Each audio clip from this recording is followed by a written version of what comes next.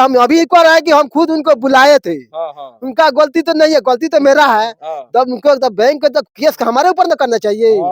कुछ दूसरों बिल्कुल पर सही बैंक बात। मतलब ये बताइए, अगर कोई भी गलती करे और कोई भी आदमी साथ में जाए तो इसका मतलब गलती वो होता है कि दूसरा कोई। जब तक इनको न्याय नहीं मिलेगा मदन हाजरा को, तब तक ये लड़ाई जारी रहेगी। इतना जान लिए, हर हाल में इनको न्याय जिस तरह हो इनको न्याय मिलना चाहिए। इसका इनका बेटा मरा है, कोई इनका बेटा वापस नहीं दे सकता। इस वक्त मैं महानवा डुमरी में हूँ और जब से मनीष कश्यप बाहर निकले हैं तब से उनके जुबान पे बस एक ही बात है कि मेरे घर का कुर्की जब्ती आखिर किस कारणों से किया गया था, वो चीख चीख करके जो है हर एक सोशल मीडिया या बड़े बड़े जो चैनल पे बैठ के बता रहे हैं।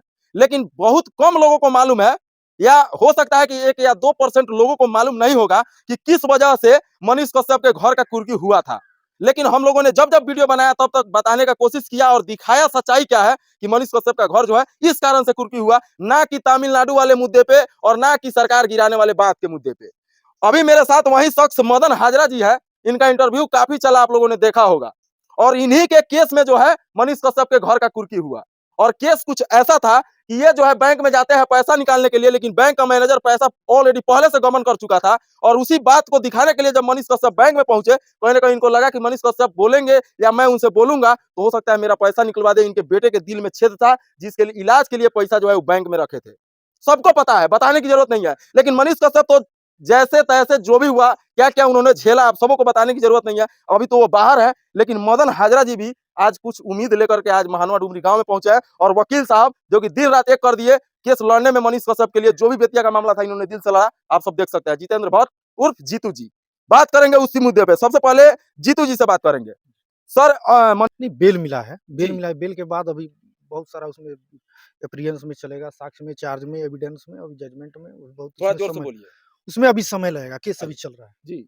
अच्छा सर, एक बात बताइए कि बहुत ऐसे लोग समझते हैं कि मनीष कश्यप का घर का कुर्की जो है, अभी तक जो लोग समझते हैं कि कुर्की जो है मनीष कश्यप का तमिलनाडु वाला मामला या फिर वो बयान जो कि सरकार के विरोध में आया था उसके वजह से हुआ था, इसमें क्या सच्चाई है? देखिए, ये जानना बहुत जरूरी है कि मनीष कश्यप जी की कुर्की जब्ती हुई थी, ये 193/21 कांड संख्या अच्छा जो बैंक वालों ने दर्ज की थी मनीष कश्यप जी के ऊपर। अच्छा और मनीष कश्यप के ऐसे ही मनीष कश्यप का मैं बेल कराया हूँ अभी, जी उनका तो सब काम हो गया। तो मनीष कश्यप के ऊपर जितने भी मामले हैं जी टोटल इसी प्रकार से है, जी जो जी। मामला आप लोगों को बताने जा रहे हैं टोटल उसी प्रकार का मनीष कश्यप के ऊपर उसको फंसाया गया है। मनीष नहीं, ये तो बात आप बार बार हर एक वीडियो में बोले हैं लाख बार कि उसको फंसाया गया है। बिहार के लगभग हर एक जनता जानती है कि उनको फंसाया गया है। और मनीष कश्यप भी जब से आए हैं तब से चीख चीख के बोल रहे हैं कि मेरे साथ द्वेषपूर्ण कार्रवाई मेरे साथ किया गया। लेकिन एक बात बताइए सर, ये मामला जो है आपके पास कब आया था? जब ये केस मतलब जो बैंक का मामला कितने साल पहले आया था लगभग? देखिए, ये मामला हमारे पास लगभग मनीष कश्यप जी जब जेल में चले गए थे, मुझे जी इसकी जानकारी नहीं थी। तो मनीष कश्यप जी के परिवार से ही, जैसे सब उनका केस मैं ही लड़ता, उन्हीं के परिवार से हमको बताया गया कि ये केस इसी टाइप का है, मदन हाजरा एक मिर्जापुर में है, आप उनसे मिलिए। बोला गया तो मैं यहाँ के मदन हाजरा जी के घर गया, मैं इनसे मिला तो सारा माजरा जो है सब साफ हो गया कि क्यों केस हुआ, किस लिए केस हुआ। और मनीष कश्यप जी से देखिए, इनकी लड़ाई करते हुए वो जेल गए थे, इनकी न्याय की लड़ाई करते हुए वो जेल गए थे और वो आ गए। जो भी हुआ इसके बीच में, सर आप बात समझे नहीं, हम ये पूछ रहे हैं कि मदन हाजरा वाला जो मामला मनीष कश्यप के साथ जो हुआ वो आपके मतलब कि ये कुर्की से कितने दिन पहले का मामला था? वो 2022 में 2019 में इन्होंने आवेदन दिया। देखिए, गौर करने वाली बात यहीं पे है, पॉइंट वाला बात बस यही है कि 2019 में केस दर्ज होता है और 2023 में कुर्की होता है। यानी कि अभी बयान उनका आया नहीं कि कुर्की जब्ती होने लगा और लोग ऐसा समझने लगे कि तमिलनाडु वाले बात पे जो है कुर्की हो रहा है। वो उसको सिलवार से देखिए, 2019 की घटना है जी। उसके बाद 2021 में मनीष कश्यप जी वीडियो बनाते हैं।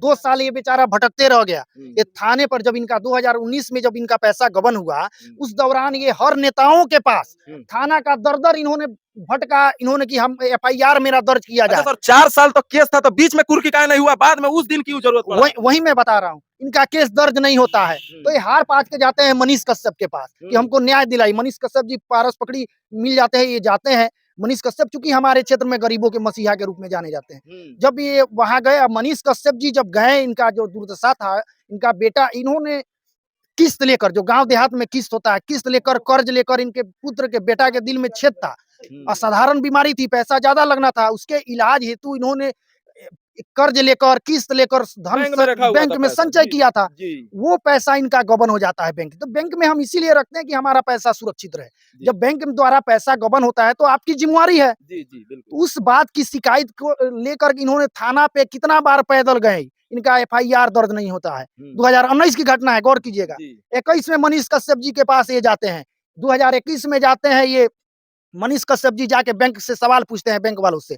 उल्टे में मनीष कश्यप बैंक वाले मनीष कश्यप के ऊपर एफआईआर दर्ज कर देते हैं। और सारे एफआईआर को एक करके और तमिलनाडु वाले मुद्दे पे घुसा दिया जाता है। 193/21 जी। फिर भी इनका एफआईआर उस समय तक इनका दर्ज नहीं होता है। तो ये हार पात के कोर्ट के शरण में जाते हैं। कोर्ट के शरण में 2000 कितना में 22 में कोर्ट में ये जाके एफआईआर दर्ज कराते हैं और आता है यहाँ पे अभय कुमार, एक थाना प्रभारी आते हैं। बहुत दिन तक यहाँ 156 में आया था और पड़ा हुआ है बहुत दिन तक। अभी तक वो देखे नहीं। नहीं, उन्हें किसी का नजर, किस मुरारी गुप्ता चले गए, कई थाना प्रभारी आए चले गए, किसी का नजर नहीं पड़ा था। अच्छा। जब अभय जी आते हैं मझौलिया थाना में, उनका नजर पड़ता है। अब वो क्या, वो एफआईआर दर्ज 2022 में होता है। 2019 की घटना है। बीच में मनीष कश्यप 21 में जाते हैं, वो उनके ऊपर एफआईआर दर्ज होता है और इनका एफआईआर 2022 में दर्ज होता है। अच्छा। जबकि ये गौर करने वाली बात यह है कि जिस गरीब का 1.25 लाख रुपया लगभग जो है बैंक मैनेजर ने हड़प लिया और सब कुछ बताने से इनकार कर दिया कि मेरे पास है ही नहीं, ये हो गया वो हो गया, उसके खिलाफ कोई कार्रवाई नहीं होती है। लेकिन जो गरीब के लिए आवाज उठाने के लिए मनीष कश्यप जो है, आपको पता है कि वो शेर दिल का करेजा है, वो जहां भी जाता है बंदा लड़ता है एकदम जिगर से। वो गया, इनको लगा कि मनीष कश्यप बोलेगा हमको न्याय मिलेगा और उन्होंने बोला भी, लेकिन उसका परिणाम क्या मिला, उनको जो है एफआईआर कर दिया गया। और एक तमिलनाडु वाले मुद्दे पे जो है सारे केस को इकट्ठा करके और जो है बढ़िया तरह से एकदम उनको जो है 3-4 साल भीतर रखने का प्लान तो हो ही गया था। लेकिन क्या 2 साल 3 साल पुराने मामले में इनको क्या न्याय मिला? क्या ये झूठ बोल रहे हैं? क्या इनका 1.25 लाख रुपया बैंक में इन्होंने नहीं रखा था? क्या इनका पैसा जो है मैनेजर ने नहीं हड़पा था? और क्या इनको न्याय मिला है? आपको क्या न्याय मिला है मदन हाजरा जी, थोड़ा खुल के बताइए। आज तक कोई न्याय हमको मिला नहीं। लगभग 19 की ये बात है, 19 मनी यानी नवंबर की बात है। अच्छा। उसके बाद हमने इनको पास है बहुत थाना या इधर उधर बहुत भटका, डीआईजी का एसपी का, हर किसी के पास हमने गया, कोई एक्शन नहीं लिया। तो उसका बाद हमने इनको, गांव की बात है तो इनको जाकर मनीष भैया को बोले, मनीष भैया जाकर गाँव से बुलाकर हमने लाया। उसमें कोई जाने से इनकार कर दिया, कोई नहीं गया। अच्छा। तो ये लास्ट में इनको कोई बताया गांव का, तो हमने जाकर उनको बुला कर लाया। अच्छा, मनीष भाई को बुला कर लाया और वहाँ गया हम लोग, बैंक से पूछा तो बैंक ने पूछा, ये बताया कि ये क्रेडिट कार्ड से पास हुआ है, पैसा निकला हुआ है। अच्छा। जबकि क्रेडिट कार्ड आपके पास है ही नहीं। क्रेडिट कार्ड लायक व्यक्ति हम कुछ है ही नहीं है। यहाँ तक इनके पास एगो एटीएम कार्ड नहीं है और क्रेडिट कार्ड देख लीजिए इनका, क्रेडिट कार्ड इनका हो गया था। लड़का के मेरा दिल के बीमारी छेद था, वो लड़का गुजर भी गया। लड़का आज गुजर चुका है, आज लगभग 2 साल हो गया लड़का गुजरने हुए। आज तक कोई भी प्रभाव थाना प्रभारी या किसी का कोई प्रभाव नहीं पड़ा। अच्छा। ये बताइए, आज बैंक हमसे लिखित मांग रहा है, हम क्या कर सकते हैं इसमें? नहीं पैसा मेरा मिला, नहीं मनीष कश्यप को रास्ता भी दिया गया, नहीं कुछ हुआ, नहीं कुछ हो रहा है। अच्छा, मनीष सुनिए, कोर्ट से इतना रुपया हमने खर्चा किया, उसका भी अभी तक कोई रास्ता नहीं हुआ। अच्छा। अच्छा, एक क्या कर सकता है आदमी? बिल्कुल आपका कहना जायज है। अच्छा, एक बात बताइए, आपके चलते मनीष भाई गए थे उस बैंक मैनेजर से, हम खुद बुलाए, हम अभी एक बार है कि हम खुद उनको बुलाए थे। उनका गलती तो नहीं है, गलती तो मेरा है। तब उनको बैंक का केस हमारे ऊपर न करना चाहिए, कुछ दूसरों पर बैंक का। मतलब ये बताइए, अगर कोई भी गलती करे और कोई भी आदमी साथ में जाए तो इसका मतलब गलती वो होता है कि दूसरा कोई है। बिल्कुल सही बात। गलती तो हमने न किया, हमने बुलाया, तो उनको बैंक जो हमारे ऊपर न केस करना चाहिए। जो मनीष कश्यप भैया उसने क्या गलती किए, जब सच्चाई, गलती तो किए मतलब सच्चाई मांगे पूछे। चलिए, मनीष भैया तो ठीक है, गए आपके बुलाने पे, उन पे केस हुआ, उनका कुर्की हो गया, सब कुछ हो गया, तो आपको कुछ न्याय मिला? कहाँ कुछ मिला, नहीं कुछ मिलेगा, नहीं कुछ मिला है अभी तो, कुछ नहीं मिला है। नहीं। तो सर क्या गरीबों को न्याय नहीं मिलता है? देखिए, ये इनका देर से आए थे, अभी हमको जानकारी है। उससे बीच में मनीष कश्यप जी की लड़ाई, इतनी बड़ी लड़ाई थी, हम उस लड़ाई में लगे हुए थे। मनीष कश्यप जी को बहुत सारी बात में, तो हमारा प्रथम ये था कि मनीष कश्यप को हर हाल में बाहर निकालना, और उनको बाहर निकालने के लिए सभी लोग जानते हैं, मैं उसमें बहुत बिजी व्यस्त था उस केस में। मनीष जी जो इनका न्याय की लड़ाई, जब वही स्वयं अंदर चले गए थे, कौन लड़ता, सही बात। तो वो आ गए हैं बाहर और हम कोर्ट में हैं। प्रगति रिपोर्ट हमने इनके सामने पूछी है, बहस की है, 2-2 3-3 बार बहस की है कोर्ट में। 3-3 दफा इनका बहस मैंने किया है, और फ्री ऑफ कॉस्ट 1 भी रुपया मैं इनसे नहीं लेता हूँ। अच्छा। इनकी न्याय की लड़ाई शुरू हो चुकी है। मैंने प्रगति रिपोर्ट कोर्ट से द्वारा मांगा गया है थाना से। उसके बाद फिर से जब मनीष कश्यप जी बाहर आ गए हैं और आज मनोज तिवारी जी आ रहे हैं, तो मैं इनको लाने का श्रेय इसलिए है, इनको लाने का मेरा उद्देश्य है कि सभी लोग मिलकर मनीष कश्यप जी न्याय की लड़ाई जहां वो खत्म किए थे मदन हजारा जी का, वहां से शुरू करे और सभी पत्रकार बंधु 1 लाख, 1.25 लाख, 1.5 लाख रुपया उन बड़े आदमियों के लिए कुछ नहीं होता है, लेकिन ये 200 कमाने वाला व्यक्ति के लिए 1 लाख, 1.5 लाख रुपया बहुत कुछ है। तो और वो रुपया मिल गया रहता तो आज इनका बेटा जिंदा भी रहता। लड़का भी मेरा मर गया, बच्चा पैसे बगैर लड़का मेरा मर गया, आज तक कोई रास्ता नहीं हुआ। और बिल्कुल और लड़के में हमने 2.5 लाख रुपया फ्री काम किया, हाफिज अभी जो करना था वो मैंने अपना कर चुका। अच्छा, कर्जा पैसा लेकर रुपया अभी तक कुछ नहीं मिला। चलिए, लड़ाई जारी है, जब तक इनको न्याय नहीं मिलेगा मदन हजारा को, तब तक ये लड़ाई जारी रहेगी। इतना जान लिए, हर हाल में इनको न्याय जिस तरह हो इनको न्याय मिलना चाहिए। इनका बेटा मरा है, कोई इनका बेटा वापस नहीं दे सकता है। इनकी न्याय की लड़ाई जारी रहेगी। मैं चाहूंगा मनीष कश्यप जी न्याय की लड़ाई जहां इनका खत्म किए थे वहां से शुरू करे।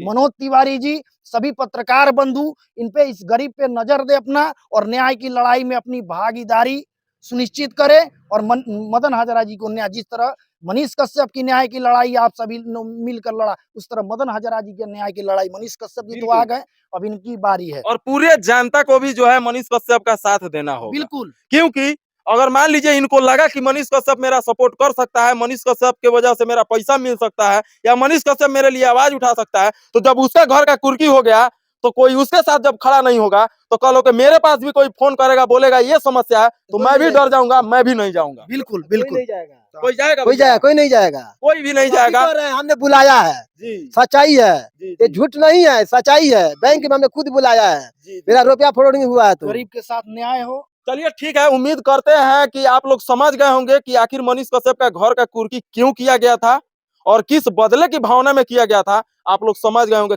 चलिए मिलता है किसी और वीडियो में, तब तक के लिए जय हिंद।